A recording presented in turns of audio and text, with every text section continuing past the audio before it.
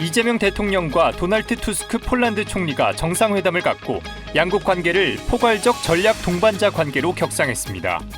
이 대통령은 정상회담의 성과로 양국의 방산협력 확대를 꼽았고 투스크 총리도 방산협력이 양국 관계 핵심 동력이라고 강조했습니다. 안규백 국방부 장관이 K방산의 심장부인 국방과학연구소와 방산기업을 찾았습니다. 안 장관은 연구원들이 K방산을 일궈낸 보물이라고 격려하는 한편 핵심 무기체계 생산 현장을 직접 살피고 방산 공급망 점검을 실시했습니다. 육군 유일의 국외조달 전담부대가 국외조달품 검수 및 하자 처리에 구슬땀을 흘리고 있습니다. 연간 100만 점에 달하는 물자가 거쳐가는 육군 종합보급창 2보급단의 임무 수행 현장을 소개합니다. 시청자 여러분 그리고 국군 장병 여러분 안녕하십니까? KFN 국방뉴스 시작합니다. 이재명 대통령과 도널드 투스크 폴란드 총리가 정상회담을 하고 양국 관계를 포괄적 전략 동반자 관계로 격상하기로 했습니다. 이 대통령은 이번 회담에서 2022년 체결한 약 442억 달러 규모의 방산산업 총괄 계약에 안정적 이행이 필요하다는 점을 강조했습니다. 김철환 기자입니다.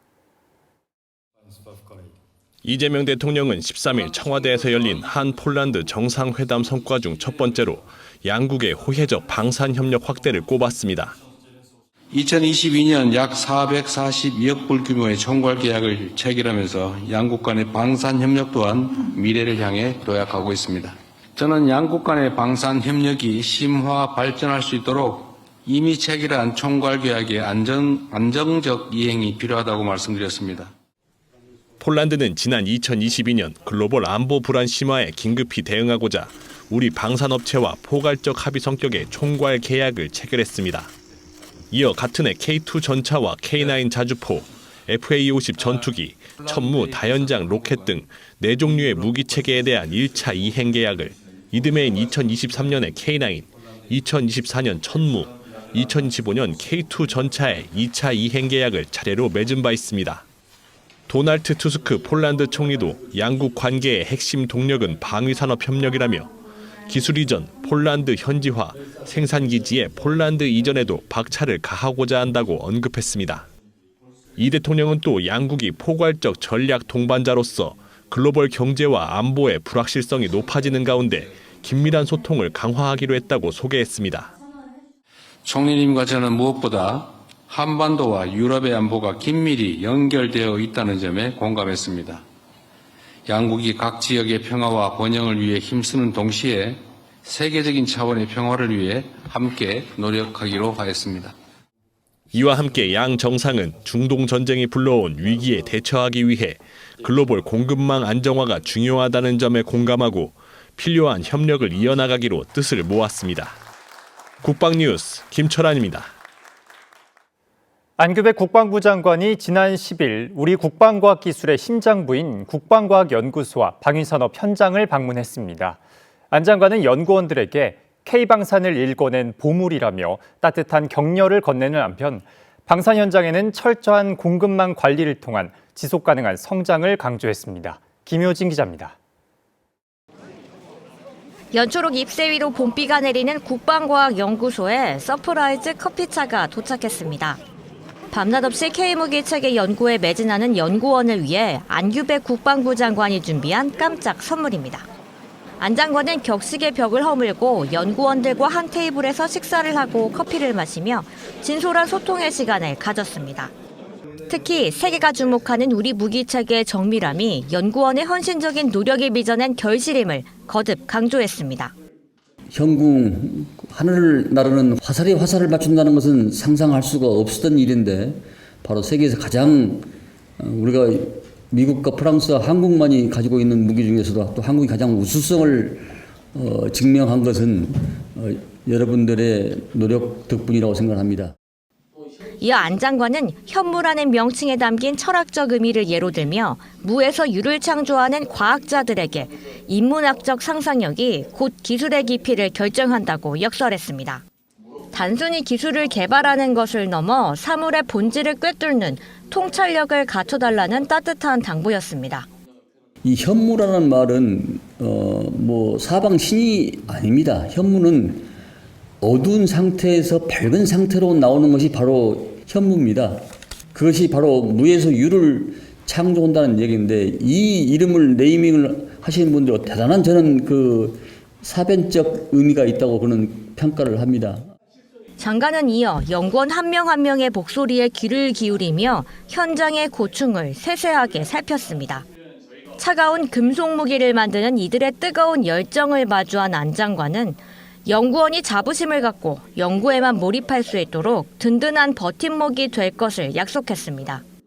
여러분 자체가 저는 항상 보석 같은, 그런 보물 같은 존재라고 생각하기 때문에, 그 무엇보다도 장관의 제1 지지침이 여러분들을 지원하고 응원하는 것입니다. 항상 그런 신뢰를 가지고 용맹정진해 주길 다시 한번 당부 말씀드립니다.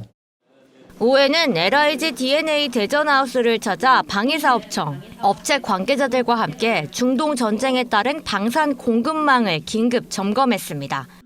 이 자리에서 안 장관은 주요 부품과 소재 확보의 어려움을 청취하고 공급망 전반의 회복 탄력성 강화를 위한 현장 중심의 해법을 논의했습니다.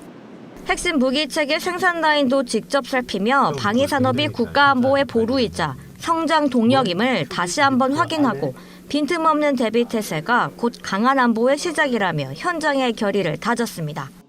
자주국방. 국방뉴스 김효진입니다. 중동 국가들이 방공전력의 공백을 우려해 미국 중심 무기 조달 구조에서 벗어나 한국이나 우크라이나 등으로 눈을 돌리고 있는 것으로 전해졌습니다. 미국 월스트리트 저널은 현지 시간 12일 소식통을 인용해 사우디아라비아가 한국 방산 기업들의 중거리 지대공 유도 무기 천궁2의 인도 일정을 앞당길 수 있는지 타진했다고 전했습니다. 아랍에미리트도 한국 업체들의 요격 미사일 추가 공급을 요청한 것으로 알려졌습니다.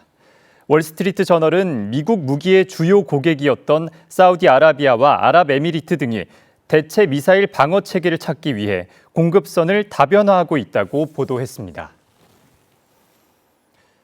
대한민국 임시정부 수립 107주년을 맞아 정부가 효창공원을 국립효창독립공원으로 격상하겠다고 밝혔습니다.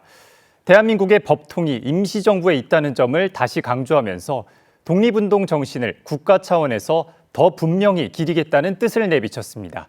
박준혁 기자입니다.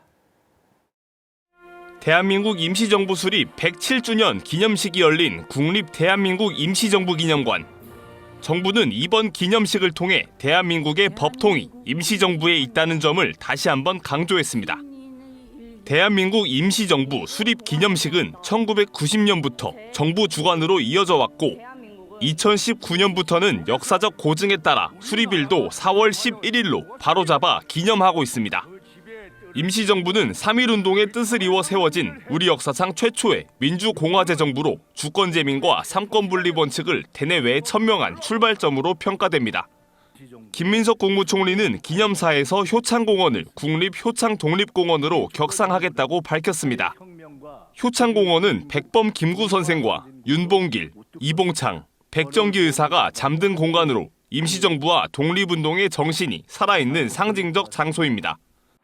나아가 효창공원을 국립효창독립공원으로 격상하여 더 많은 국민이 자랑스러운 위협을 기리도록 하겠습니다.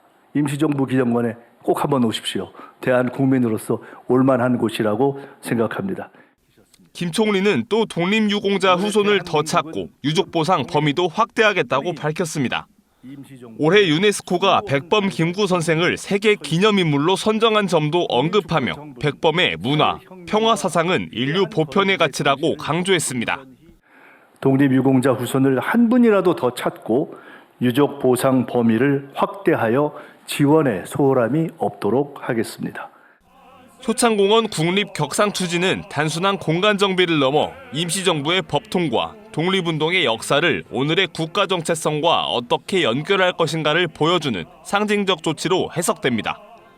국방뉴스 박준혁입니다. 한국국방연구원이 인구 감소와 미래 전장을 대비해 사관학교 통합 추진 방안을 주제로 한 정책 토론회를 개최했습니다. 참석자들은 미래 정예장교 양성의 중요성을 재확인하고 현행 사관학교 체계 개편의 필요성에 대해 생각하는 시간을 가졌습니다. 이민형 기자입니다. 한국국방연구원이 지난 10일 국방 컨벤션에서 미래 국방 환경 변화에 대응하는 사관학교 통합 추진 방안을 주제로 정책 토론회를 개최했습니다. 이번 토론회는 국방부 요청으로 수행 중인 정책 연구 과제 내용을 일부 공유하고 의견을 수렴하기 위해 마련됐습니다. 발제자로 나선 전문가들은 AI와 드론, 사이버, 우주 등 첨단 과학기술 분야를 공통 분야 교육과 통합하고 관련 시설과 장비에 투자를 집중해야 한다고 강조했습니다. 발제를 맡았던 김미희 한국국방연구원 선임연구원은 사관학교 통합은 시대적 요구에 따라 그 필요성이 제기되고 있다며 단순한 외형적 통합을 넘어 육해공군 및 해병대가 각 군의 경계를 허물고 합동성을 기반으로 미래 전장을 주도할 융합형 장교를 양성해야 한다고 강조했습니다. 아울러 우수 교수진 확보의 어려움과 교육 운영의 제약을 극복하기 위해 인력, 예산, 시설 등 교육 자원을 결집하고 각 군으로 분산된 교육 체계를 하나로 묶는 사관학교 통합 방안이 핵심 해결책으로 제시됐습니다. 앞서 안규백 국방부 장관은 지난 7일 기자간담회에서 육해공군 3개 사관학교를 통합해 사관생도를 선발하고 1, 2학년엔 공통교육을, 3, 4학년엔 군을 선택해 군별 특화 전공교육을 받도록 하는 구상을 밝힌 바 있습니다. 사관학교 통합은 이재명 대통령의 대선 공약이자 국정과제 중 하나이기도 한데 이 대통령은 지난 2월 충남 계룡대에서 처음으로 육해공군 3개 사관학교 통합 임관식을 열기도 했습니다.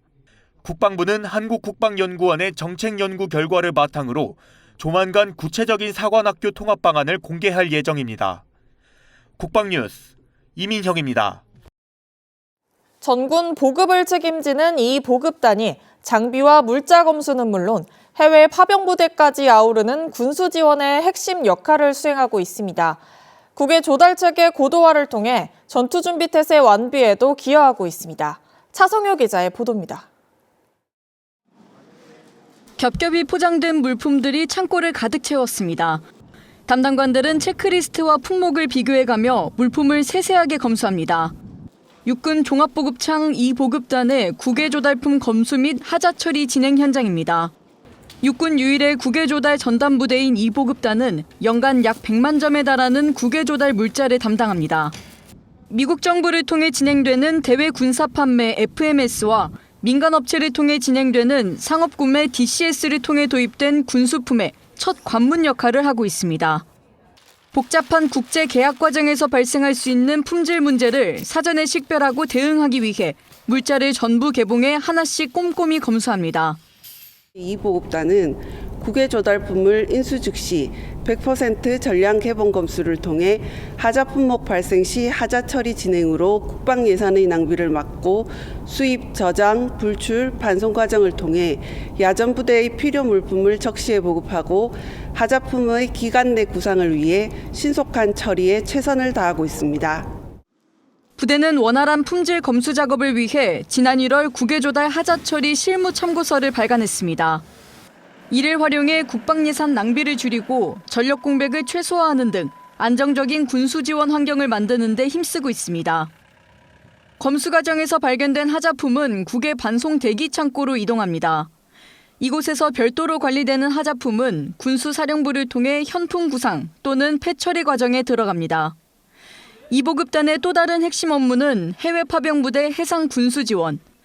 부대는 1994년 서부 사하라 의료지원단 지원을 시작으로 한빛부대와 동명부대 등 9개 파병지에 1,900여 대의 장비와 2,600만여 점의 물자를 지원해오고 있습니다. 부대는 물자 파손율을 줄이기 위해 최근 IoT 기술을 적용한 스마트 군수관리 체계를 도입했습니다. 이 센서가 컨테이너 내부에 부착되는 디바이스 센서입니다. 이 센서는 해외 운송 중 온도와 습도, 충격과 기울어짐 등을 측정해 군수품 파손 여부를 실시간으로 확인할 수 있습니다. 부대는 해당 체계를 활용해 보급품 파손 제로화를 이어가고 해외 파병부대 장병들이 신선하고 안전한 보급품을 사용할 수 있도록 보장하겠다고 밝혔습니다. 우리 부대원들은 매사에 우리가 검수하는 군수품 하나가 대한민국 안보를 지탱한다는 사명감으로 임하고 있습니다. 앞으로도 우리 이보급단은 전군 보급 지원, 국외 조달품 전담 지원, 해외 파병부대 해상 군수 지원 등 주어진 임무에 최선을 다하고 나아가 군수 지원의 중추적 역할을 수행하기 위해 더욱 노력하겠습니다. 신속하고 정확한 군수 지원이 곧 전투력과 직결되는 만큼 이 보급단은 빈틈없는 검수와 안정적인 보급으로 전투 준비 태세를 뒷받침하고 있습니다. 국방뉴스 차성유입니다. 육군 수도군단이 용인대학교와 장병 집중 체력단련 활성화를 위한 업무 협약을 체결했습니다. 수도군단 교육훈련차장과 용인대학교 체육학과장 등 양기관 주요 관계자 10여 명이 참석한 가운데 열린 이번 협약식은 장병들의 체력을 과학적이고 체계적으로 향상시켜 부대의 전투준비 태세를 격상하기 위해 마련됐습니다. 이번 협약을 통해 양 기관은 장병 집중 체력 단련 시행을 위한 교육과 인프라 지원은 물론 군 장병을 대상으로 과학적 체력 측정과 맞춤형 훈련 자문 제공 등의 상호 긴밀히 협력하기로 뜻을 모았습니다. 정부가 중남미 지역의 민관 방산협력 사절단을 파견해 K방산 세일즈 활동을 수행했습니다. 외교부와 방위사업청을 비롯해 HD 현대중공업과 하나오션 등 7개 주요 방산기업으로 이뤄진 사절단은 지난 6일부터 닷새 동안 방산 유망국가인 칠레와 브라질을 방문했습니다. 사절단은 칠레에서 열린 국제항공우주 박람회에 참여하는 한편 방산수출협의회가 기업 간담회를 여는 등 중남미 방산시장 수출 확대 방안을 논의하고 방산기업들의 의견을 청취했습니다. 브라질에서는 국방 분야 고위급 인사를 만나 우리 방산 역량과 무기 체계를 홍보하며 양국 간 협력 분야를 논의했습니다. 미군이 한국 시간 13일 밤 11시부터 이란 항구를 출입하는 모든 해상 교통에 대한 봉쇄 조치를 시작한다고 밝혔습니다. 이채원 기자의 보도입니다.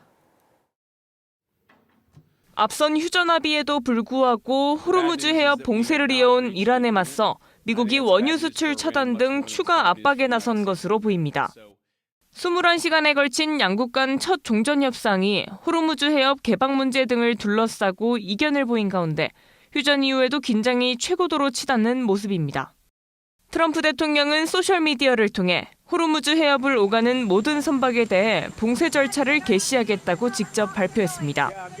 중동 지역 미군을 관할하는 미 중부사령부는 성명을 통해 도널드 트럼프 대통령의 지시에 따라 이번 조치를 시행할 예정이라고 밝혔습니다. 중부사령부는 이번 봉쇄 조치가 아라비아만과 오만만의 이란 항구를 포함해 해당 지역을 출입하는 모든 국가 선박에 동일하게 적용된다고 설명했습니다. 이는 이란이 전쟁 기간 동안 자국산 원유 수출과 해협 통행료를 통해 자금을 확보해온 점을 차단함으로써 이란에 대한 압박 수위를 높이려는 조치로 풀이됩니다.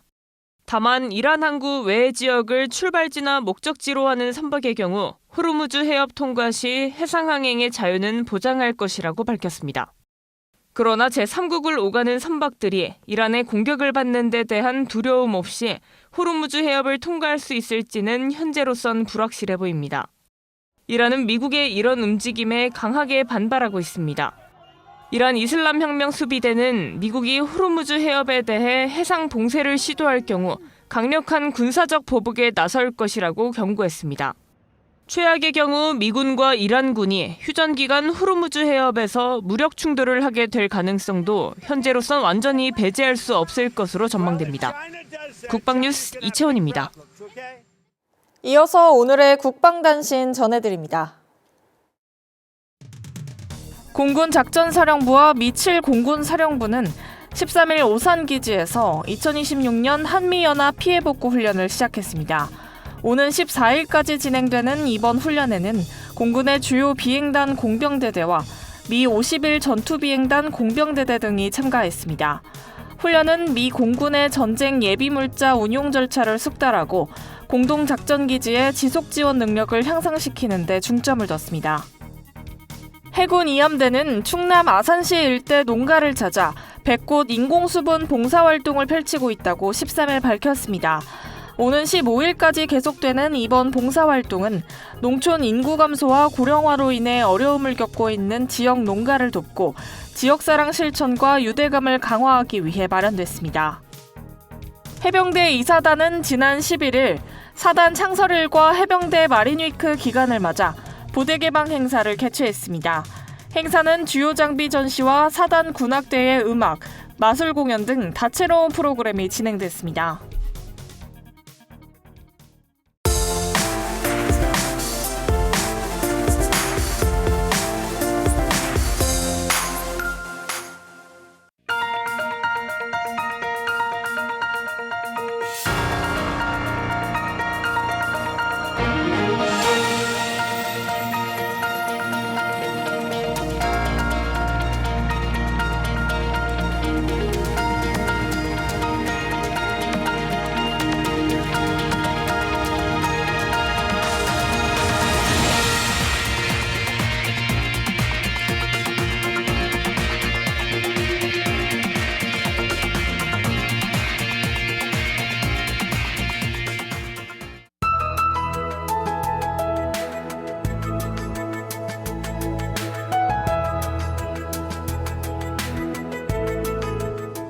기상정보입니다.